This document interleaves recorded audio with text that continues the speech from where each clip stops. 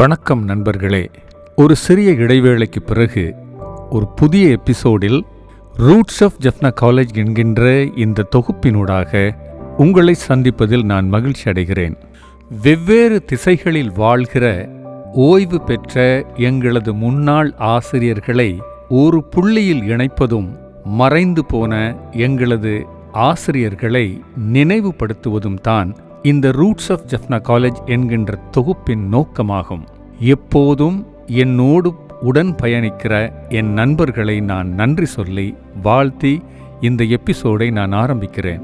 இந்த புகைப்படத்தில் இருக்கின்ற சிலர் மறைந்து போயிருக்கலாம், ஆனாலும் அவர்களுடைய முகத்தை பார்க்கிற பொழுது ஒரு மகிழ்ச்சி வருகிறதல்லவா?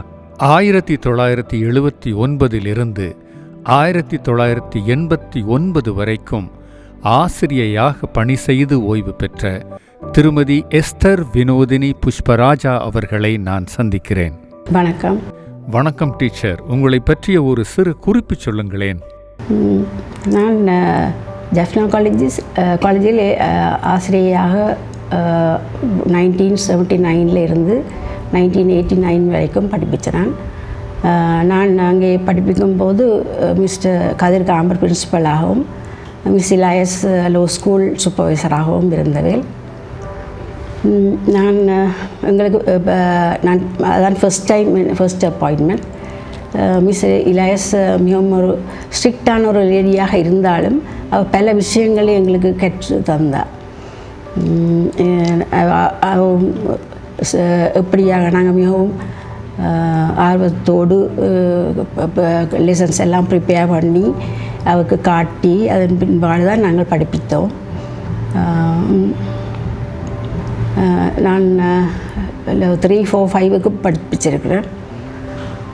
நாங்கள் அங்கே இருக்கும்போது ஸ்போர்ட்ஸ் மீட்டை தான் அதிகமாக நான் எதிர்பார்த்து கொண்டிருப்போம். அந்த நாட்களில் நாங்களும் சிறு பிள்ளைகளாக மாறி அவர்களோடு சேர்ந்து ஓடி எல்லாவற்றையும் செய்து சந்தோஷப்படுவோம். பிள்ளைகளும் சந்தோஷப்படுவார்கள்.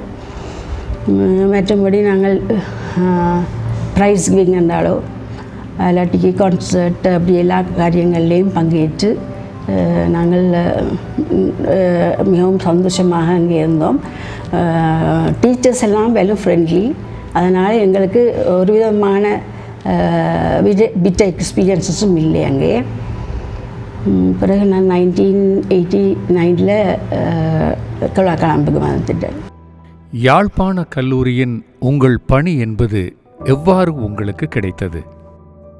நான் A-level பாஸ் பண்ணி அதுக்கு பிறகு டிப்ளமா இன் இங்கிலீஷ் செய்தேன். நீங்கள் எங்கு படித்தீர்கள்? நான் படித்தது லோ ஸ்கூல் ப்ரைமரி அதுகளெல்லாம் ட்ரீபர் காலேஜில் படித்தேன், சாவச்சேரியில்.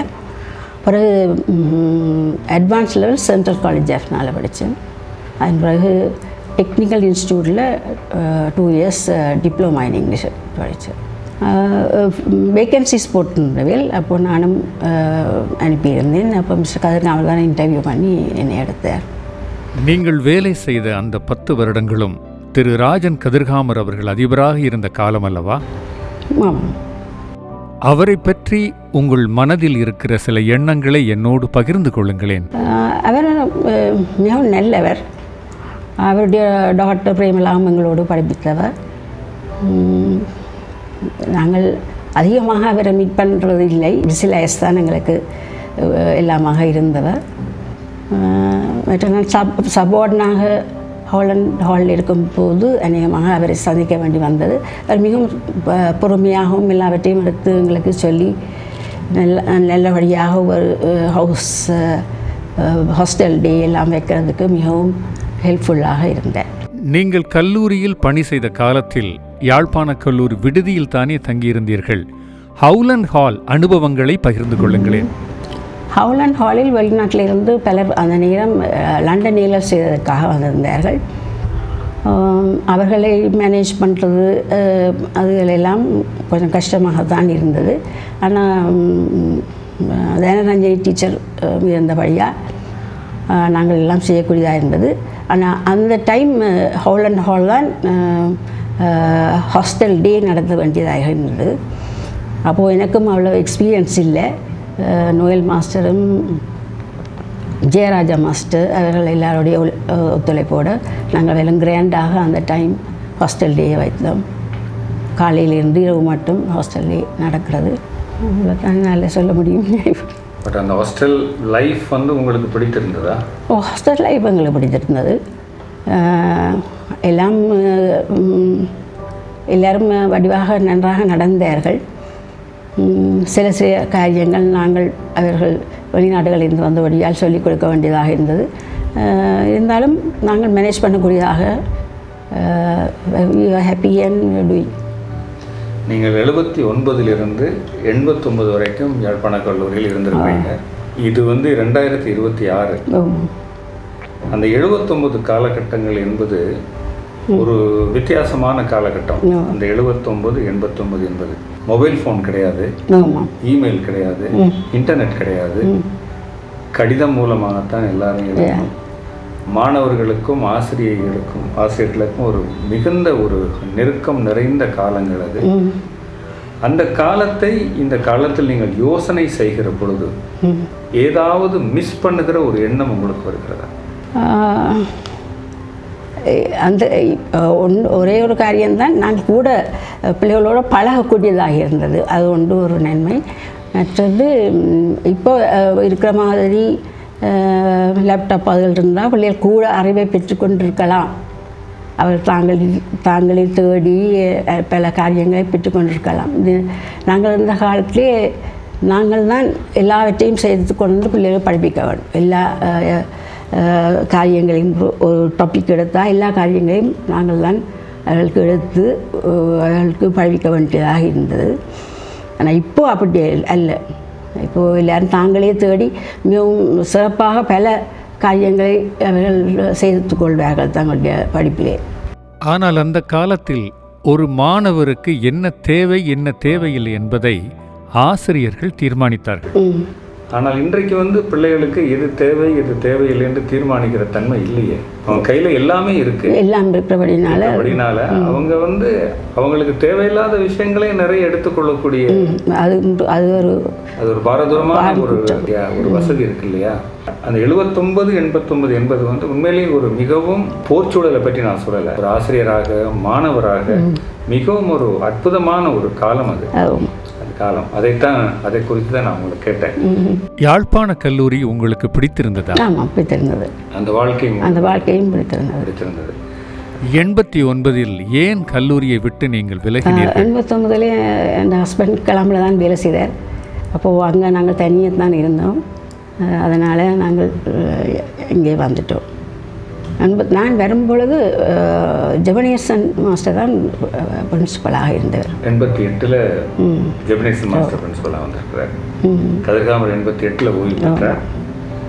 ஜெபனேசன் மாஸ்டர் இருந்த காலத்தில் தான் நான் அங்கே பிறகு வந்து இங்கே ஆசிரியராக வேலை செய்தீங்களா? ஆசிரியராக சென்ட் தாமஸ் காலேஜ் மவுண்ட் லெவனியால் நான் 23 வருஷம் வேலை செய்திருக்கேன். சென்ட் தாமஸ் மவுண்ட் லெவனியால் வேலை செய்து நீங்கள் ஓய்வு பெற்றிருக்கீங்க.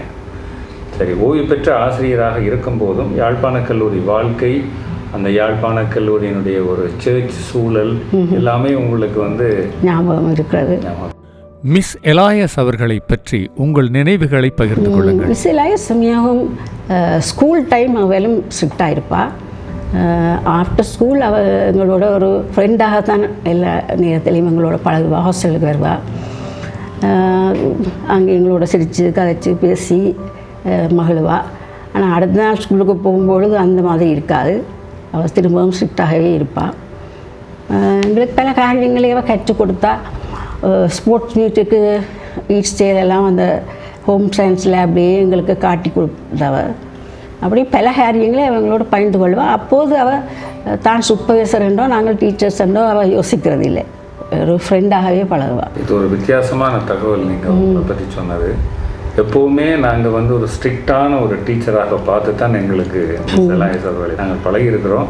பள்ளிக்கூடத்தில் வந்து ஒரு ஸ்ட்ரிக்டான டீச்சராகவும் மற்ற நேரங்களில் வந்து ஒரு நட்போடு பழகக்கூடிய ஒரு ஆசிரியராகவும் அவங்க இருந்திருக்கிறாங்க. நீங்கள் வாழ்க்கை முழுவதும் ஆசிரியையாக இருந்து ஓய்வு பெற்றிருக்கிறீர்கள். ஆசிரிய பணி உங்கள் வாழ்க்கையில் நிறைவு தருகிறதா? ஆமாம், எனக்கு சின்ன பிள்ளைகளில் விருப்பம் கூட.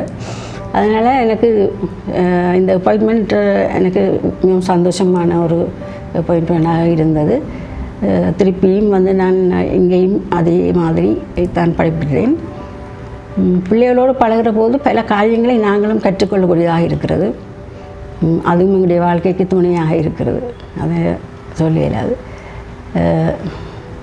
ஒவ்வொரு காலத்துக்கும் ஒவ்வொரு விதமான ஸ்டூடெண்ட்ஸ் எங்களுக்கு கிடைப்பார்கள். அந்த காலத்தில் இருந்த ஸ்டூடெண்ட்ஸ் மாதிரி இப்போ இல்லை. இப்போ வித்தியாசமான ஸ்டூடெண்ட்ஸ், வித்தியாசமாக அவர்களை நாங்கள் ஹேண்டில் பண்ண வேணும். ஆனால் எல்லாம் செய்யக்கூடியதாக இருந்தது என்னுடைய வாழ்க்கையில். உங்கள் குடும்பத்தை பற்றி சொல்லுங்களேன். என்னுடைய ஹஸ்பண்ட் இங்கே கிளம்புல வேலை செய்து கொண்டிருந்தவர். எனக்கு 2 பிள்ளைகள், ஆண் பிள்ளைகள். ஒரு ஆள் பங்களாதேஷில் வேலை செய்கிறார், ஒரு ஆள் கனடாவில் இருக்கிறார். மற்றபடி என்னுடைய கிராண்ட் ஃபாதர் அங்கே ஜஃப்னா காலேஜிலே பேர்சாராக பல ஆண்டுகள் வேலை செய்தவர். அவருடைய பிரதர் வைஸ் பிரின்சிபலாக பல காலம் ஜஃப்னா காலேஜிலே சேவை செய்தவர். கிராண்ட் ஃபாதருடைய பெயர், அவர் வேலை செய்த காலம் எனக்கு தெரியாது. Grand father S.S. சாண்டர்ஸ், மற்ற வைஸ் பிரின்சிபலாக இருந்தவர் D.S. சாண்டர்ஸ் அவருடைய பிரதர். அடுத்து புஷ்பராணி டீச்சர் வேலை செய்திருக்காங்க. புஷ்பராணி டீச்சர் இருந்தால் புஷ்பராணி டீச்சருடைய ஃபாதர் மிஸ்டர் ஏப்ரஹாம் இங்கே ஸ்டாஃபில் இருந்தவர், வேலை செய்தவர். ஒட்டுமொத்த குடும்பமும் யாழ்ப்பாண கல்லூரிக்கு பங்களிப்பை ஆற்றிய குடும்பமாக இருக்கிறது. 23வது ஆண்டு யாழ்ப்பாண கல்லூரி தன்னுடைய 200வது ஆண்டை நிறைவு செய்தது. 200வது ஆண்டை நிறைவு செய்திருக்கிற யாழ்ப்பாண கல்லூரிக்கு நீங்கள் ஒரு வாழ்த்து செய்தி தருவதாக இருந்தால் என்ன தருவீர்கள்? பழைய நாட்களில் இருந்தது மாதிரி ஒரு நல்ல ஸ்டாண்டர்டுக்கு வர வேணும் இந்த பாடசாலை. மென்மேலும் பிள்ளைகளை நல்ல சிட்டிசன்ஸை உருவாக்கக்கூடியதான ஒரு பாடசாலையாக வர வேணும். நான் அது பிள்ளையாக சொல்லவில்லை. பல கஷ்டங்கள், பல போர்கள் அதனாலே அவருடைய ஸ்டாண்டர்ட் மெதுவாக குறைந்து விட்டது. இனி அது இப்போவே ஏற்கனவே ஒரு இன்க்ரீஸ் பண்ணி வருது. ஆனபடினாலே ஸ்டாண்டர்ட் நல்லா இருந்தால் கூடுதலாக ஆக்கள் படிப்பிக்கணும். அதைத்தான் நான் சொல்லக்கூடியதாக இருக்குது. இந்த ஒரு நேர்காணலுக்காக நான் ரூட்ஸ் ஆஃப் ஜஃப்னா காலேஜ் என்கின்ற அந்த தொகுப்பின் ஊடாக நான் உங்களுக்கு நன்றி சொல்கிறேன். ஓய்வு பெற்ற இந்த காலங்களில் இனிமையாக இறைவன் உங்களோடு இருந்து வழிநடத்த வேண்டும் என்று உங்களை வாழ்த்தி நான் விடைபெறுகிறேன். நன்றி, வணக்கம். நன்றி, வணக்கம். தேங்க்யூ. நீங்கள்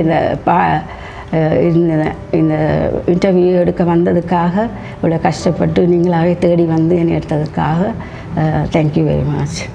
நன்றி வினோ டீச்சர். உங்களைப் போலவே ஒவ்வொரு நேர்காணலையும் நான் சிரமப்பட்டு தான் தேடி கண்டுபிடித்து இதை நிறைவேற்றுகிறேன். இந்த ரூட்ஸ் ஆஃப் ஜஃப்னா காலேஜ் என்கின்ற இந்த தொகுப்பில் எல்லா ஆசிரியர்களும், மறைந்த எங்களது ஆசிரியர்களும் இடம்பெற வேண்டும் என்பதுதான் என்னுடைய விருப்பம். எல்லாருடைய பெயர்களையும் எல்லாருடைய விவரங்களையும் என்னால் திரட்ட முடியவில்லை. நண்பர்கள், உலகெங்கிலும் இருக்கிற நண்பர்கள், உங்களுக்கு தெரிந்த உங்களுடைய பெற்றோர்கள் ஆசிரியர்களாக இருந்தால் அவர்களை பற்றிய விவரங்களை தந்து உதவுமாறு நான் கேட்டுக்கொள்கிறேன்.